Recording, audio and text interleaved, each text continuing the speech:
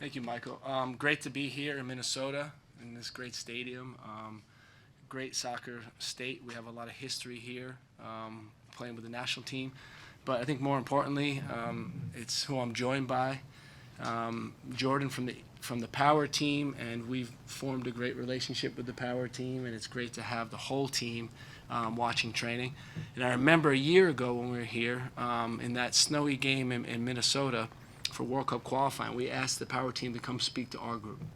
And it was really about mindset and determination, that relentlessness that the Power team exhibits every single day. So thank you for how you inspired our team. And it was great that we were able to return the favor by answering questions about the World Cup from you guys, because we know next month you're going to be going to the World Cup and you're the second seeded team, and there's going to be a lot of pressure on you to try to win it. So good luck when you go to the World Cup. Thank you. Thank you very much. Yeah, we're excited. We got second place, like Coach Gregg said, in the last World Cup, and we're hoping to retain our title. We've been working hard over the last few years, and we got a strong group going into Sydney. All right, we'll take questions for both of our guests, but we'll begin with Jerry Zagota. Greg, I was just wondering if you noticed that the weather forecast for tomorrow night is 65 and partly cloudy. I saw that, so I don't know how to interpret that, but I know it's a dip from the normal temperatures as per normal when we come here, right? What are your memories of that game where it was 3 degrees at kickoff? Was it that high? Wow. Minus 12 wind chill, but we don't count. You know, wind chill. what sticks in my mind, honestly, is the fans. I saw some fans without shirts on, and they were out like it was warm out, and it made me think like people from Minnesota are tough. There's tough, and then there's Minnesota tough, and we saw it that night. But the fans got behind us. I think it's a memorable game.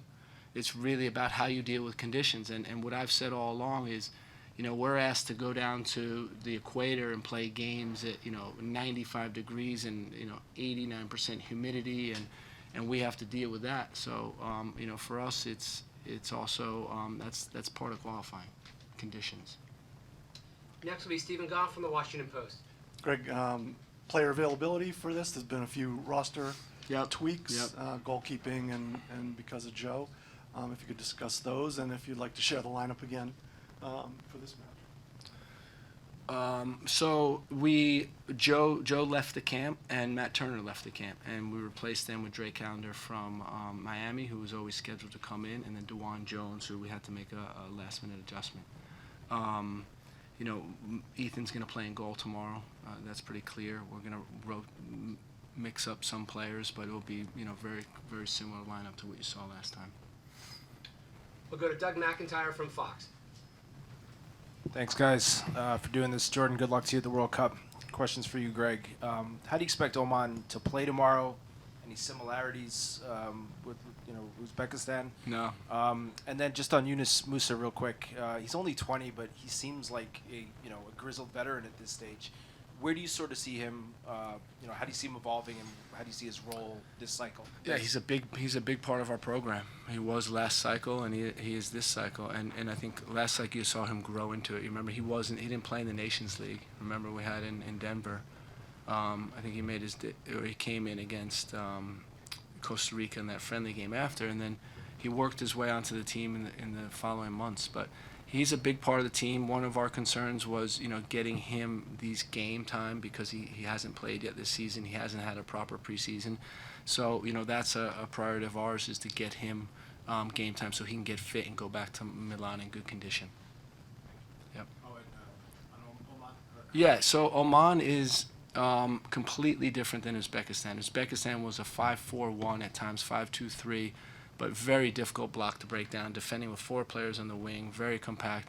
Oman has played a 4-4-2 diamond, and they have very, very dynamic counterattack. And part of the emphasis in this camp was finishing attacks against the low block in Uzbekistan, and now preventing transitions against Oman.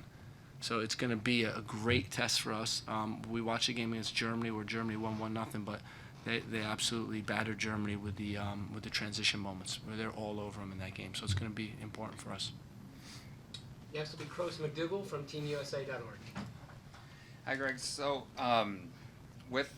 is this on? Okay. Well, With Marco being named the Olympic coach now, I'm wondering how closely will you guys work together in this next year, and what can you tell us about who he is and what he's going to bring as a manager? Yeah, we've always worked closely together. You know, when I go into the office, I walk right by his desk every single day, and we chat every single day. He's in the office all the time talking about, you know, teams-related stuff, tactics. So we have a very good relationship with him. He's a very serious coach. He's got a ton of experience internationally, winning the U20 World Cup as an assistant with Serbia. And, you know, he's a great guy. He's got experience in MLS, experience abroad. I think he's a great candidate. I'm excited to see what he can do with the Olympic team. Next will be Jeff Reuter from The Athletic. Hi, Greg, and best of luck at the World Cup coming up as well. Both Brendan and Eunice before training mentioned that it felt like old times and that the vibe around this camp has been very familiar. Was that intentional on your part, especially coming off a transfer window where so many players were involved or expected to be involved? Well, I think, like anything, we want the players to feel comfortable in the environment. You know, we talk a lot. You hear me say a lot about the environment that we create, but it's also the players creating the environment. They love seeing each other. They love spending time with each other. And, you know, even when I was away, you hear that, you know, the vibes are very similar and the camaraderie is very similar. And that's, I think, the mark of a strong team culture. We'll go to questions virtually and begin with Michelle Kaufman from the Miami Herald. Let's see if we can get one for Jared also, Michelle. That'd be great. Hey, Right. thanks for doing this. I just want to ask you, kind of answered a little bit. I was going to ask about the possibilities of Drake and Benha playing. Can you just talk about how, I guess, Benha in particular, you've seen him now in camp for several days. How has he looked? And you figure it looks like both of them will be bench possibilities, not starters. He fits in really well, Benha. He's a great kid. He learns really quickly, adapting well to the speed of the game, and it's been great having him in camp. You know, he's not going to start the game. We'd love to get him a debut. We just have to see how the substitutions work. You have 6 subs in the game, so it becomes challenging to get everybody on the field, even though you'd like to. You know, Drake, similar situation. I think he's having a great season. It's been fun watching him. He's been dominant in the goal, especially early on, you know, when he's forced into a lot of action, but he's having a really good season. We'll go to Seth Bertelny from Goal.com. Pro Soccer Wire. Sorry, Seth. That's my former employer, so I understand the mistake.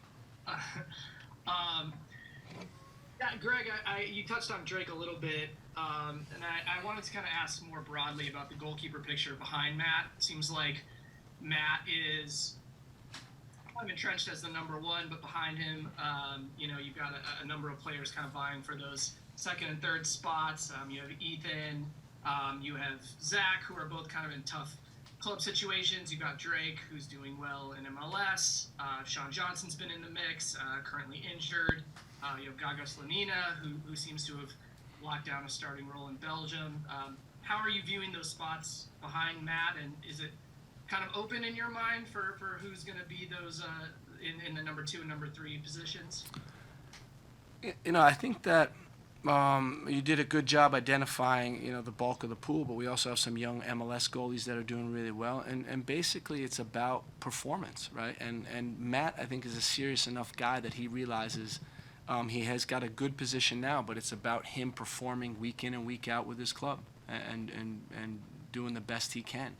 And then us evaluating the competition. So we're constantly doing that with the entire player pool, not only the goalkeeper position, and, you know, watching all their games and taking stock with how they're doing and how they fit into our group in the attempt to make a good decision of who to bring in. We'll go to Mike Waitala from Soccer America. Thanks.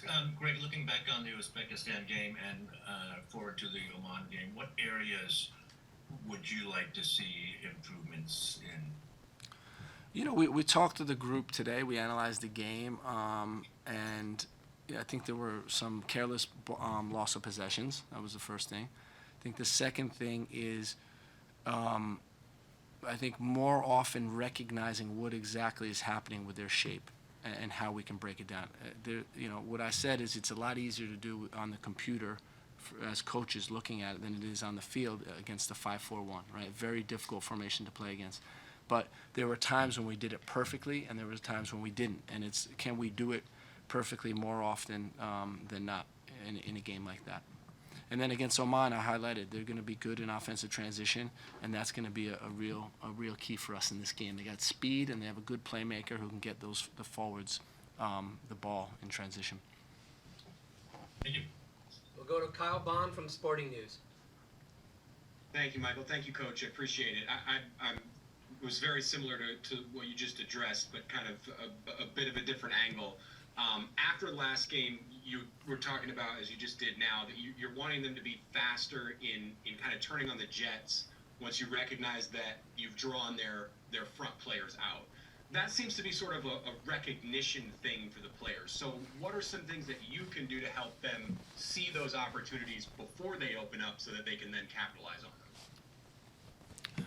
Yeah, so I think it's just understanding how they move, right? So, for example, in their 5 in the back, there were times when their side center back was releasing to our attacking midfielders.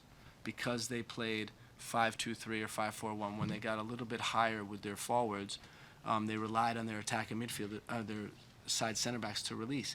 So when that happens, there's going to be a natural space in their back 5. And if we can get the ball central, now can we then play directly behind it? You saw Luka got the ball centrally a number of times, and we weren't able to capitalize on that opportunity when their whole team's moving forward. So it's little things like that. And again, we have high expectations for this group. I think they have high expectations for themselves. And for us, it's just about getting better and understanding that we want to keep improving. We'll go to Pablo Maurer from The Athletic. Hey, Greg, thanks for doing this today. Obviously, a lot of the news over the weekend was in regards to Bruce Arena's resignation. You have a long history, obviously, with Bruce, with the national team, with the Galaxy, as a player, briefly as a coach. What did you make of his resignation and just sort of the situation, at large over there, over the past month or so? I'm not entirely informed with the ins and outs of that whole thing. What I'd say is I know Bruce. I know he's a great person. I know he's a great coach. I know he is a very successful coach. I know he has a strong family, and that's all I can really say about that. I know Bruce has a great character. We'll go to Ryan Tomlich, who actually does write for Goal.com. Thank you, Michael. And hey, Greg, I wanted to ask about Malik Tillman, coming into that last game and kind of making an impact at the end there. I want to ask what have you seen from him and kind of projecting where he fits this cycle? He's someone that could play in different positions. Where do you kind of see him fitting in, both in the short term and maybe in the long term with the way you set things up? I think he's a fantastic player. I really do. That's why we're so keen to have him commit to the United States a couple of years ago. He's dynamic player, sees the game ahead of time. He can speed up the game. He can make final actions. He's calm in the penalty box. He's got a lot of strong attributes.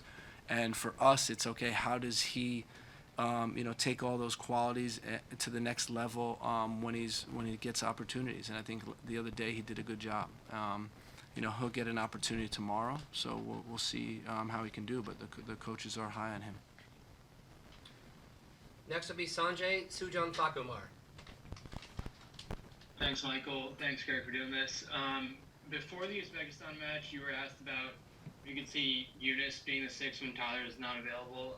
Then we saw Luka on the ball deeper a lot, kind of in that role. He looked good before the injury there. So can you talk about what went into that decision to have him be that guy, and what did you think about Yunus getting on the ball a bit higher, his impact and how he can grow there? Thank you.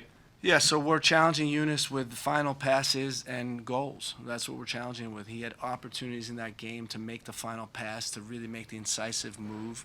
He had one chance on the cutback cross that he just missed. So I think he's close, and we're going to continue to push that. What we decided at the end of the day was having 2 dynamic players in those attacking mid positions when they come at when their defense leaves the line, to be able to take advantage of those opportunities, and a more controlling player centrally to distribute the ball to the right areas. And we think Luka fits that role really well. So, was happy with Luka when he performed, and happy with Yunus, the whole game. Our last question comes from Brian Sciaretta from American Soccer Now. Brian, is this a two-parter? Is this a two-parter with Jared and me? Jordan and me? Yeah. It is now, Brian. Jordan, your reaction. So how has camp been going here? And have you spoken with any of the guys? And if so, who have you spoken to most? And then, Greg, I want to ask you about Kevin Brady's, his integration into the team. And then he's listed as a defender. Do you see him as a winger or a defender? How has he primarily been playing with your group? Thank you very much. You go first, bud. Yeah, first of all, I'm a little disappointed in the tactical questions because I'm a pretty good manager on Football Manager, the video game. So, but I'll let that slide. How would you break down a 5-4-1? The gig and press, 4-2-3-1 gig and press probably. A little pressure on him, but no. Yeah, camp's been great. We are really revved up, ready to go. We're talking about what percentage that we're ready for the World Cup, and we say we're at 97%, and we're going to peak at 100% when we're in Sydney. Yeah, we've just been playing, beating up on each other because we're some of the best players in the world, and iron sharpens iron. So we're excited. But yeah, it's great meeting the guys out here today. They are really invested in our success as well, and they want to see us succeed as much as we want to see them succeed. But yeah, it's a great experience, camp all around, and being part of U.S. Soccer has been awesome. So regarding Kevin, I really like Kevin. I've liked him for a while. I think he's a dynamic player, really interesting player. For us, it's going to be at the highest level internationally. Can he make the difference in the penalty box? Can he score the goals, make the assists? We have to see that. That's TBD. And then if not, can he, be a very dynamic attacking wingback, or fullback? We want our fullbacks to be attacking. You see with Anthony and Serge and Christoph and all our Dewan, all our fullbacks are attacking, so he could fit into that also.